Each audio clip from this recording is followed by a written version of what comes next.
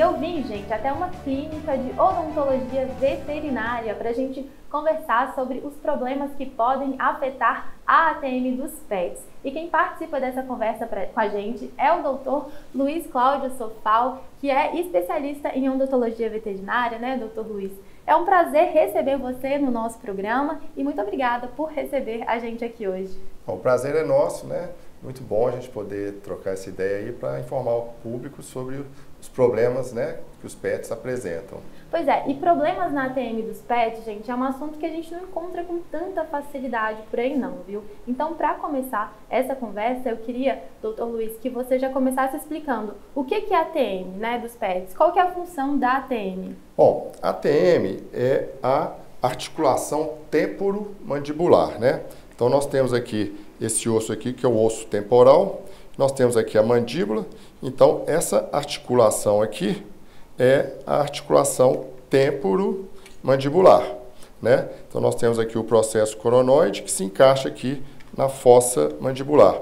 Então isso aqui que permite, né, o animal desenvolver todas as funções da boca, né, que principalmente é a alimentação, a mastigação, mas o cão, por exemplo, também usa a boca para trocar calor, né, porque ele não sua, então ele troca calor pela boca, então é muito importante, né, o animal, vocês veem muito o cão com a boca aberta, né, a língua está se refrescando dessa forma, né, e comunicação, defesa, briga, então a articulação temporomandibular é importantíssima na vida do animal, então é uma coisa que se você tem um problema aqui, compromete a qualidade de vida do animal. É uma articulação importante, né? Infelizmente, alguns problemas podem afetar essa região, né, Dr. Sofal? Quais são os principais problemas que podem atingir a ATM dos pets? Bom, a articulação, diferente da movimentação humana, o humano tem movimentos laterais, o cão e o gato não, ele só tem movimento de abrir e fechar a boca. Então eles têm menos problemas do que em humanos. Mas os problemas mais comuns são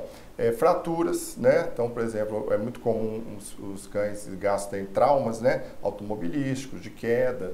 Então, é muito comum ter fraturas nessa articulação. Quando o animal tem, por exemplo, desgastes dentários, má formação dentária, tudo vai dificultar essa articulação. Em alguns casos, pode até travar a boca dele de forma que ele não consiga abrir ou não consiga fechar. Sim, e tanto assim, cães, gatos, qualquer animal de estimação pode ter algum problema na ATM? Tem algum animal que é mais propício a desenvolver algum problema? Sim, os cães e gatos são os mais comuns, né? Os roedores também podem ter esses problemas, mas dos que a gente atende mais frequentemente são os cães e gatos. Os gatos, eles têm um problema mais sério, que é uma anquilose, né? Anquilose é quando solda. Então, nós temos aqui a articulação do gato, que é muito parecida com a do cão, né? Nós temos aqui o processo, o osso temporal, o mandibular, e aqui da mesma forma.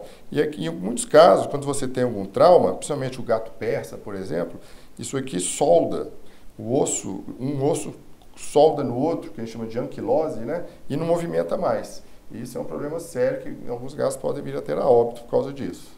Sim. Agora, pensando em problemas assim, dentários mesmo, uma falha dentária, uma mordida incorreta, isso pode também trazer problemas para a articulação? Pode sim. A doença mais comum do cão é a doença periodontal, né? O cão ele tem o pH mais alcalino, então com isso ele forma muito mais tártaro que o ser humano. O ser humano, por exemplo, tem um pH mais ácido da saliva, então ele tem muito problema de cárie. Já o cão quase que não tem cárie, mas em compensação ele precipita muito mais os minerais da saliva. E essa precipitação forma o tártaro, né? Que é uma pedra mesmo, né?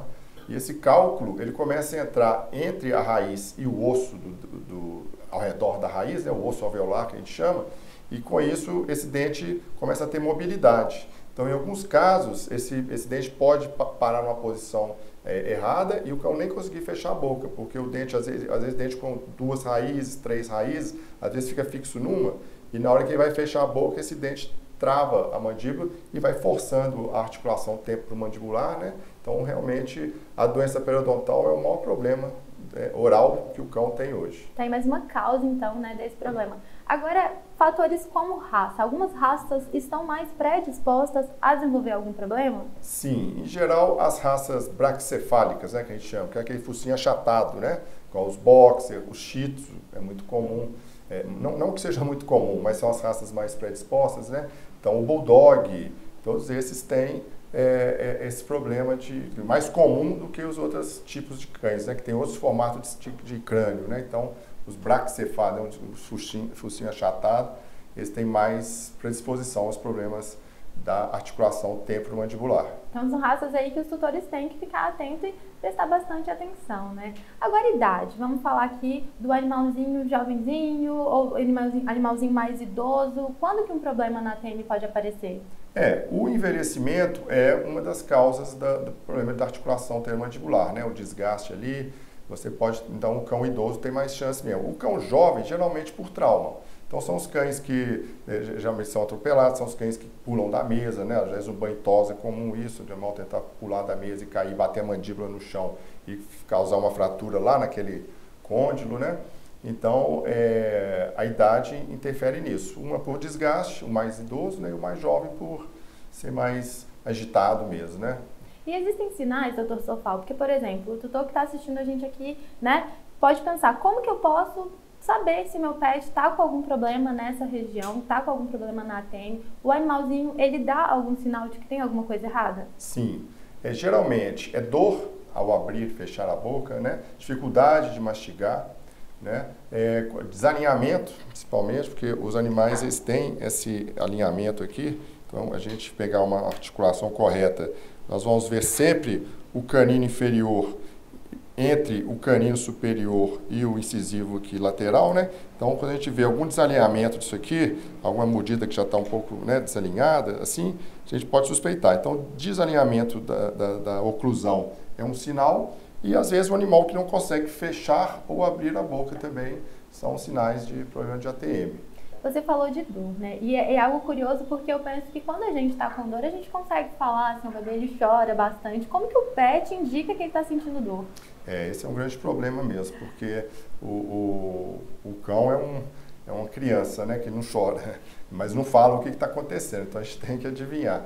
Mas o mais comum que a gente nota, porque o cão ele já tem uma evolução de não demonstrar dor, até na natureza ele é assim, né? Então, o que a gente nota geralmente granidos, na hora que vai mastigar, né? Às vezes passar a pata no rosto é sinal também, e muitas vezes é na hora de a gente movimentar, pegar ele gritar, né? Mas geralmente não demonstram muito não. Quando a gente percebe, às vezes já está avançado o problema, assim. Agora, né, gente, pensando ali no tutor, que viu que o pet apresentou algum desses sinais, né, que você acabou de falar pra gente, levou ao veterinário. Como que é feito esse diagnóstico na prática? Bom, a gente recomenda que a partir de 4 e 6 meses de idade já começa a avaliar a troca dentária, que começa com 4 meses. Então, saber se os dentes estão nascendo na posição correta, porque os dentes mal posicionados podem causar isso, né? Então, com 6 meses já trocou todos os dentes. Então, a partir de 6 meses é muito importante que o veterinário avalie toda a arcada do animal, do cão e do gato. E para fazer esse diagnóstico, nós vamos fazer um exame clínico, vamos fazer movimentações da mandíbula para ver se tem uma crepitação, algum desalinhamento, né? E quando tem alguma dúvida, nós vamos fazer uma tomografia e radiografia. E a partir disso, como que é feito esse tratamento? Cada caso vai ser um caso? Tem algo que é mais, assim, genérico, né? Mais, que engloba mais o tratamento? Sim, o tratamento varia, desde medicação, nós podemos fazer cirurgias, podemos fazer até laser terapia, pode ser necessário para corrigir esse problema da articulação temporomandibular. Agora, a consulta preventiva, porque é algo que a gente sempre comenta aqui no De Bem Com Você é sobre prevenção, né, gente? Acho que todo programa eu falo sobre isso. A consulta preventiva ali como veterinário, principalmente nessa área, né, da odontologia, ela é importante? Como que é nesse caso?